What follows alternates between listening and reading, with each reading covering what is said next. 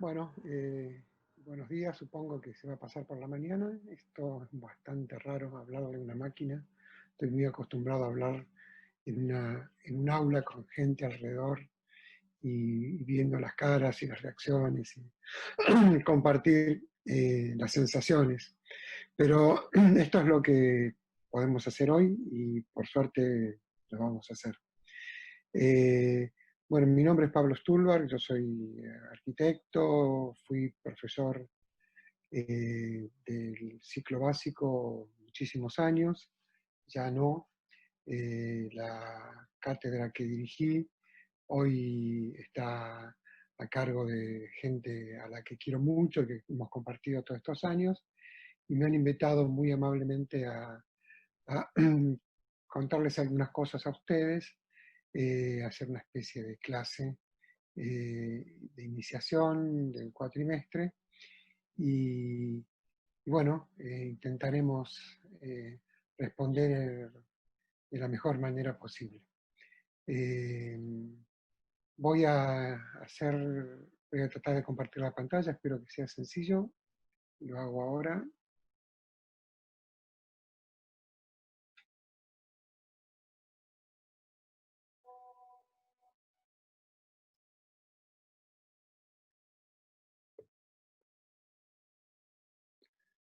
Bueno, supongo que está bien como para empezar.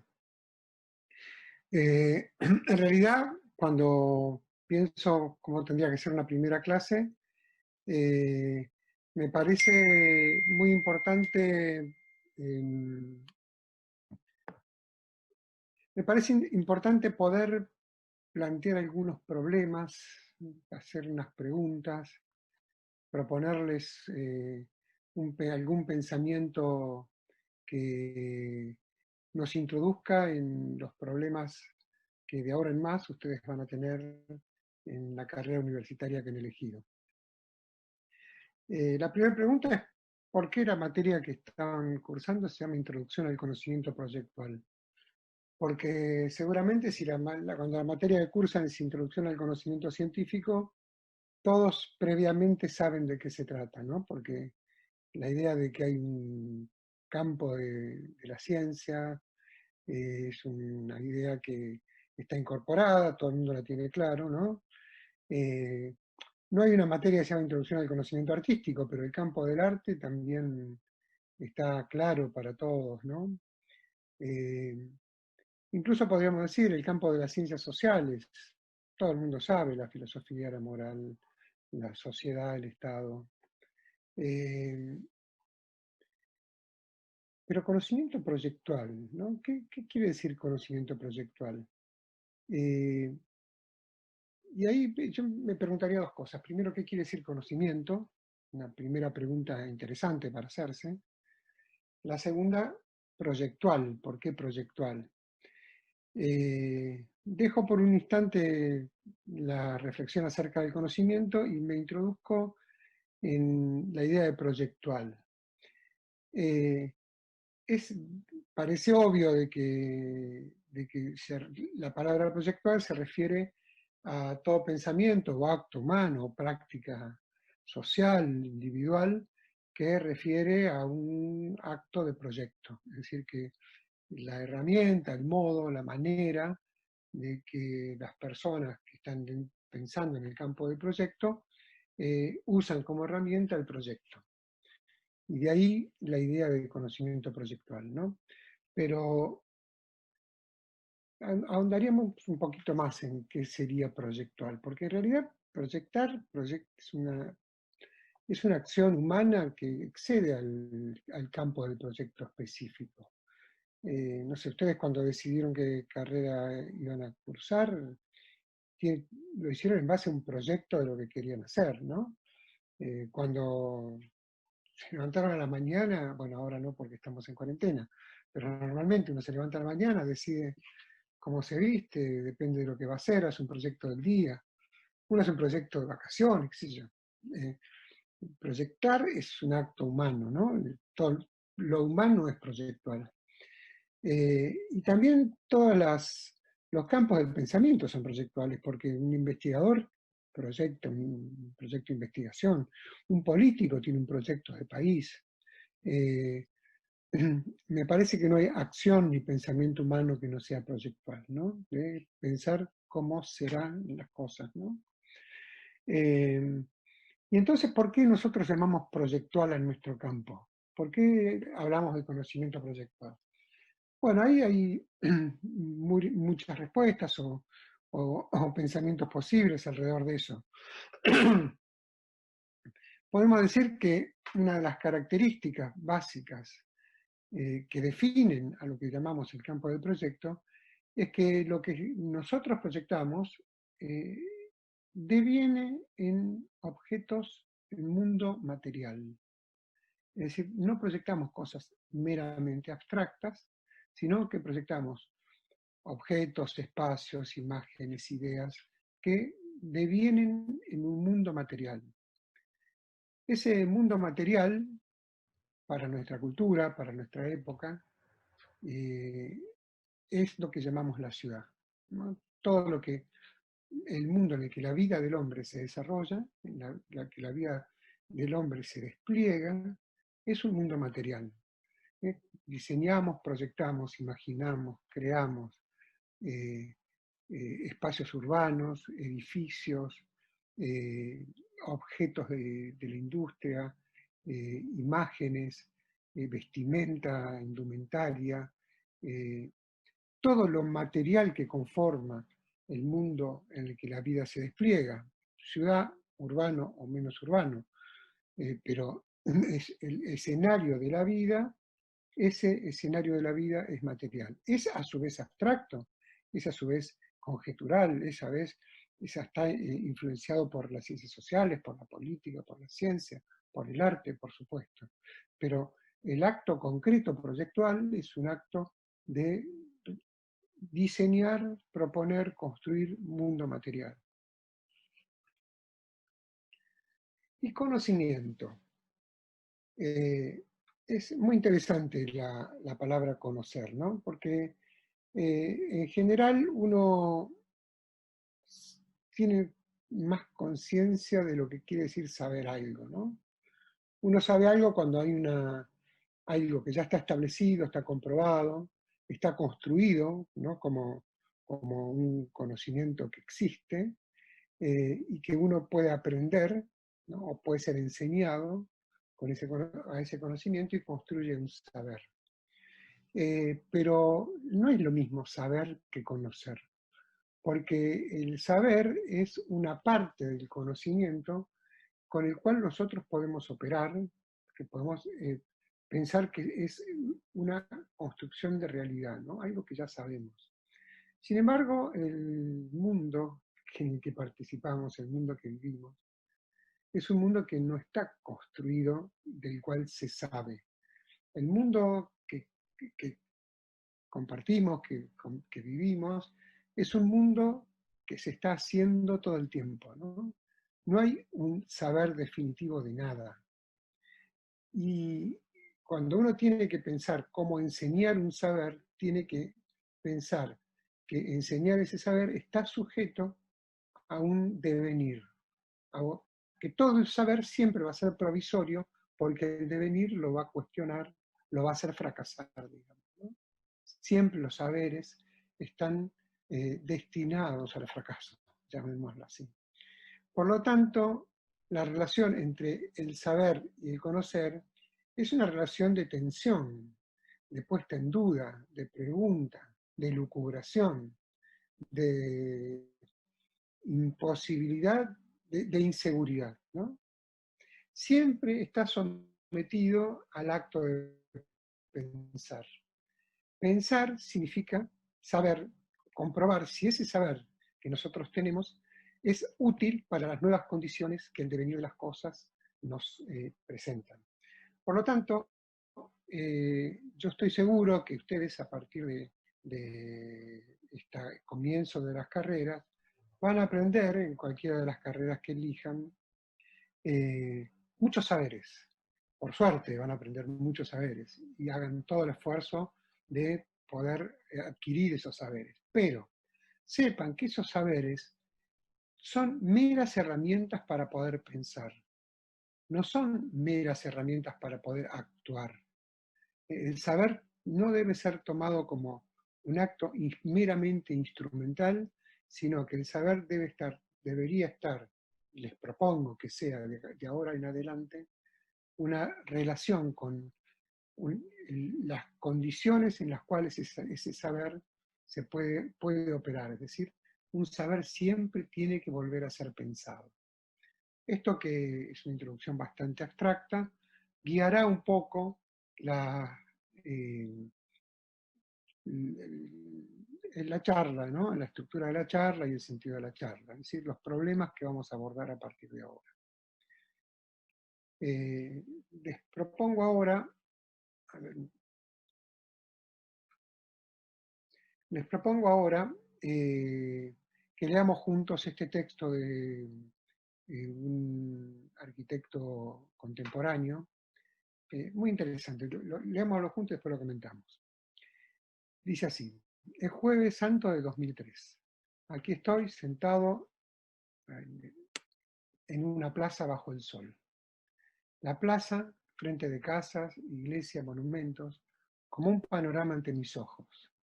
A mi espalda, la pared del café, la justa densidad de gente.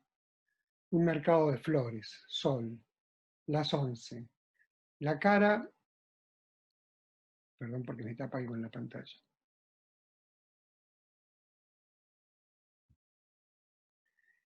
La cara enfrente de la plaza en sombra, de un apacible color azulado. Ruidos maravillosos, conversaciones cercanas, pasos en la plaza, en la piedra, pájaros, ligero murmullo de la multitud. Sin coches, sin estrépito de motores, de vez en cuando ruidos lejanos de una obra. Me figuro que el comienzo de las vacaciones ya ha ralentizado los pasos de la gente. Dos monjas, esto es de nuevo real, no me lo estoy inventando, dos monjas cruzan la plaza gesticulando con un andar rápido, sus tocas ondean ligeramente, cada una de ellas lleva una bolsa de plástico. La temperatura agradable, fresca y cálida. Estoy sentado bajo el soportal en un sofá tapizado en un verde pálido en la plaza. La estatua de bronce sobre su alto pedestal frente a mí me da la espalda, contemplando como yo la iglesia con sus torres.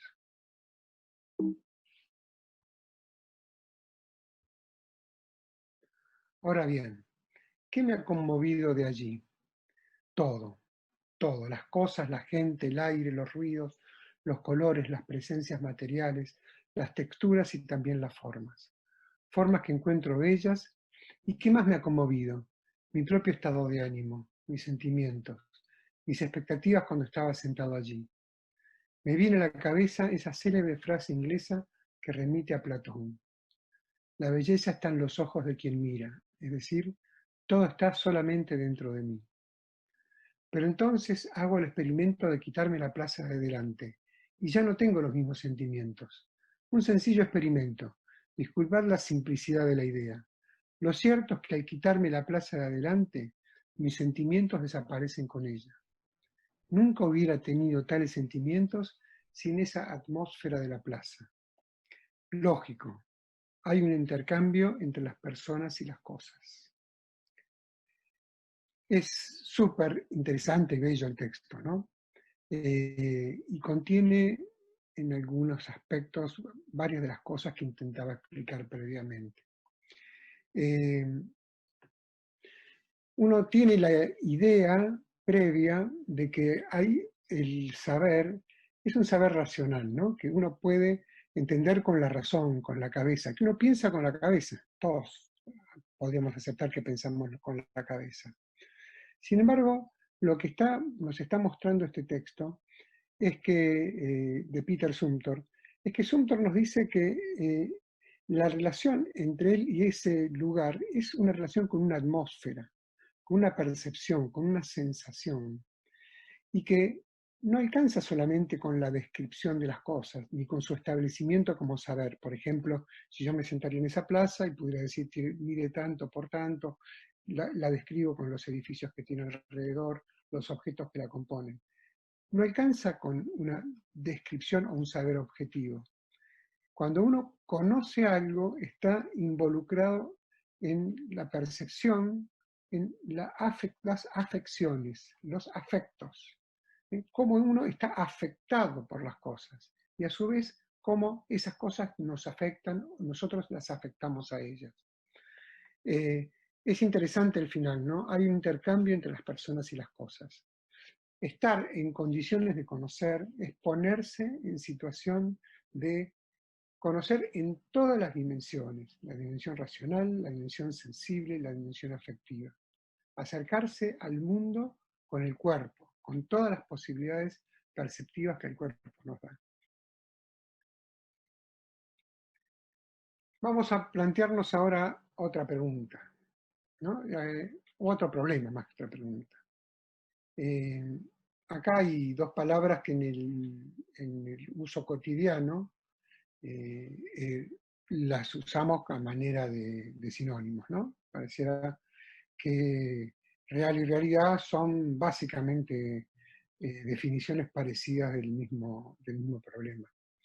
Sin embargo, yo les voy a proponer un problema. Para eso voy a hacer un enunciado un poco atrevido, pero me parece interesante plantearlo. Yo diría que nosotros no conocemos en lo real, que en realidad la realidad es la que vivimos, es la que construimos, que lo real no existe.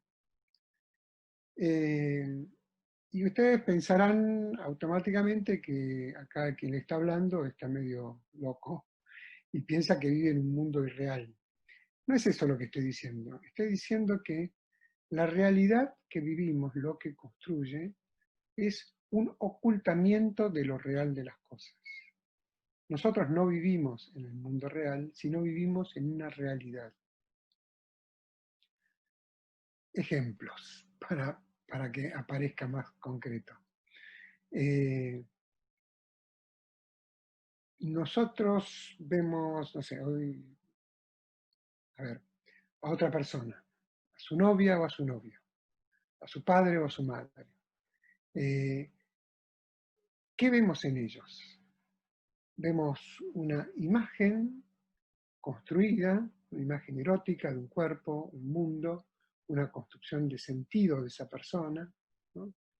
Y no podemos ver en ese cuerpo lo real del cuerpo, porque el mundo simbólico que percibimos, con el que nos conectamos, lo que hace es ocultar lo real. ¿Qué sería lo real? Lo real que es que el cuerpo es intestino, corazón, huesos, cerebro, flujos. Eso no lo podemos ver. Cuando los vemos, vemos al otro, vemos un mundo simbólico, una realidad simbólica. Jamás podríamos ver en el otro 70-80% de agua. Es real, ¿no? Sin embargo, eso real del mundo es aquello que está perdido para la mirada de la cultura. Como vivimos en la cultura es el modo de construir realidad, el modo de construir mundo, el modo de construir sentido. Vivimos en un mundo de sentido y cuando diseñamos, pensamos, imaginamos, estamos construyendo con parte de lo real mundos de realidad, mundos de sentido. A ver si funciona esto. Miren este pequeño video.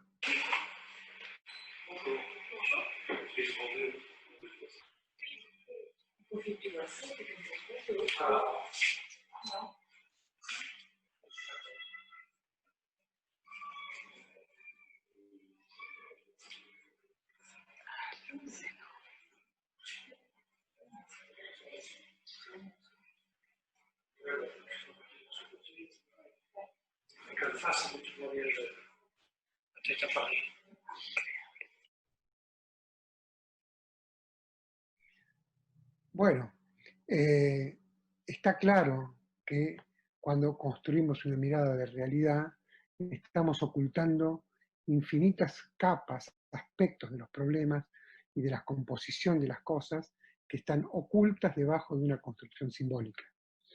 Este argumento es súper súper interesante para cualquiera de las disciplinas del diseño, porque lo que estamos haciendo cuando diseñamos o construimos, incluso cuando habitamos el mundo material, es habitarlo desde el mundo simbólico. Miren, vean esta imagen, ¿no? Todos, creo que todos la conocen, es una imagen, eh, bueno, de las más conocidas de las que podemos encontrar. Es el David de Miguel Ángel, está expuesto en el Museo de la Academia en Florencia. Y operemos sobre esa imagen para ver cómo funciona esto de la cultura, ¿no? ¿Qué vemos? Vemos una escultura que representa un hombre, que representa el ideal del hombre en sus proporciones, en sus dimensiones, en su posición, eh, todo lo que el David representa para la cultura artística y la cultura en general, ¿no? Pero vamos a imaginarnos, yo fui al Museo de la Academia y eso, salgo y me encuentro con un amigo que me pregunta qué es lo que vi. Y yo, haciendo un chiste, le digo, vi un pedazo de piedra, un pedazo de mármol. Y yo le mentí cuando dije que vi un pedazo de mármol. No le mentí, ¿no? Bueno, sí le mentí. En realidad lo que había visto era un pedazo de montaña. ¿Le mentí? No. Mejor dicho, sí, le mentí. Le mentí porque en realidad lo que había visto es un material con una composición de silicio y cuarzo y X composición química. ¿Le mentí? Bueno, podría seguir hasta el infinito, porque en realidad todo lo que está por detrás de esa imagen es un símbolo. Y si yo puedo correr el símbolo buscando lo real de las cosas, pero nunca me va a aparecer lo real, siempre me va a aparecer otra simbolización, porque esa es la lógica del lenguaje, la capacidad de nombrar. Decir, escultura del David, Miguel Ángel, representación del hombre, todo eso es la construcción de un sentido, la construcción de una realidad. Les voy a hacer un pequeño recorrido de objetos de la vida cotidiana, donde ustedes podrán ver cómo algo que tienen definido, construido como palabra, como nombre, también es una construcción, ¿no? Porque esto es un árbol de Navidad.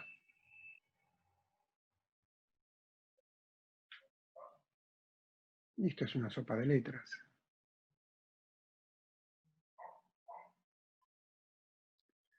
Y esta también es la red de subterráneos. Por eso me parece muy importante este enunciado, cuando tengan que enfrentar un proyecto, ¿no? Van a tener que enfrentar un proyecto a partir de una herramienta que es el saber que tienen. Y van a tener que operar con esa herramienta, tratando de que puedan con esa herramienta, con ese saber o con los saberes que van a ir adquiriendo, construir soluciones a los problemas que se le van planteando. Pero sepan siempre, y no se lo olviden nunca, que hacer un proyecto no es la mera solución de un problema. Construir un proyecto es la manera de construir un mundo de sentido. Es decir, ¿qué mundo estamos construyendo? ¿Qué vida estamos construyendo? ¿Qué palabras estamos construyendo? ¿Qué mundo que no conocemos estamos construyendo? Hacer un proyecto no es la recomposición de partes que plantean, que nos traen algo posible. Hacer un proyecto es construir un mundo donde la amplitud de los posibles se agranda, donde están los posibles que conocemos y los posibles que tenemos que pensar, imaginar y construir. Y para confirmar estas elucubraciones, ¿no? Para seguir si es que me están siguiendo, eh, un ejemplo también muy interesante. A ver, no sé a cuánta gente le estoy hablando, pero vamos a suponer 100 personas. 100 personas. Si yo les dijera a ustedes que se imaginen una casa, yo de algo estoy seguro, ¿no? Que en las 100 cabezas de cada uno de ustedes. Cuando yo dije imaginen una casa, la casa que se imaginaron es distinta una a la otra. ¿Saben por qué? Porque la palabra casa no es una determinación, no es una referencia a algo que existe, a un saber predeterminado. La palabra casa es una indeterminación. Está sujeta a ser proyectada, está sujeta a ser determinada, está sujeta a ser construida, a ser imaginada en su contexto, en las condiciones en que esa casa se puede construir.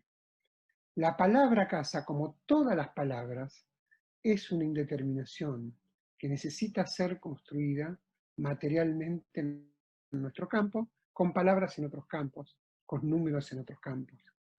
Cuando digo casa no me estoy refiriendo estrictamente ahora a la casa habitación. Yo podría decir lo mismo, en vez de decir casa, podría decir camisa, podría decir zapato, podría decir silla, podría repetir cualquier imagen. Siempre es una indeterminación. El acto de proyectar es construir una determinación, un mundo posible para que esa palabra adquiera forma material. La casa de este animalito es una casa perfecta, no es indeterminada. Es una casa precisa, perfecta, repetible, no está sujeto al tiempo, fue así en los años de los años y va a ser así por los años. Es así acá, en el norte, en otro continente, porque la casa del pájaro es una casa, la casa del animal es una casa perfecta, ¿no? Es perfecta. La casa del hombre es una casa indeterminada, imperfecta, es lo que podemos llamar una representación. No hay casa, como veíamos antes. Hay representaciones del sentido de la palabra casa. Esta imagen infantil de lo que podríamos llamar una casa es una representación elemental, pero no ingenua, de una representación de la palabra casa adquirida de los primeros años de la vida, ¿no? Cualquiera de los chicos, ustedes chicos o quien sea, puede empezar a dibujar una casa así, ¿no? Porque hay un conjunto de representaciones culturales que deciden, dicen y nos condicionan para que la representación de casa elemental pueda ser esta. Pero la casa, como les decía, es una materialidad construida en bajo infinitas condiciones, ¿no? Condiciones sociales, condiciones políticas, condiciones económicas, condiciones climáticas, condiciones culturales, condiciones de todo tipo. Y la palabra casa y la casa es un resultado de una imaginación, de un posible en determinadas condiciones, ¿no? Y no es la mera repetición de lo que ya sabemos. Uno podría decir, podría ser un catálogo infinito de todas las casas que existen. Nunca estaría terminado ese catálogo. Porque la casa más perfecta, en determinadas condiciones, estaría sometida a otra orientación, el sol le vendría a otros lados, no alcanzaría el presupuesto, no estaría en la voluntad simbólica de cada uno que la pide, ¿no? Una casa de piedra, ¿no? Es una representación que tiene una construcción real de una construcción simbólica condicionada por determinados valores culturales, sociales, climáticos, económicos, no quiero repetirlo, pero se lo ve claramente, ¿no? Casa con patio con plantas, con enredaderas. Ya se dieron cuenta que lo real de la palabra casa está perdido. Cuando decimos casa, no hay nada real, hay una idea, una representación, una posibilidad, una condición. Casa moderna. A ver, yo insisto, ¿dónde hay real en la palabra moderna? Una casa entonces es una construcción, propuesta simbólica de un mundo al cual tenemos que conocer en los términos que Sumter nos estaba relatando en ese pequeño texto con el que comencé, ¿no? Es un mundo que tenemos que conocer no solamente en sus cuestiones objetivas, sino también en los aspectos sensibles, subjetivos, de afección, con el que nos tenemos que encontrar en el mundo que vivimos. Conocer el mundo es una condición esencial para poder proponer su materialidad.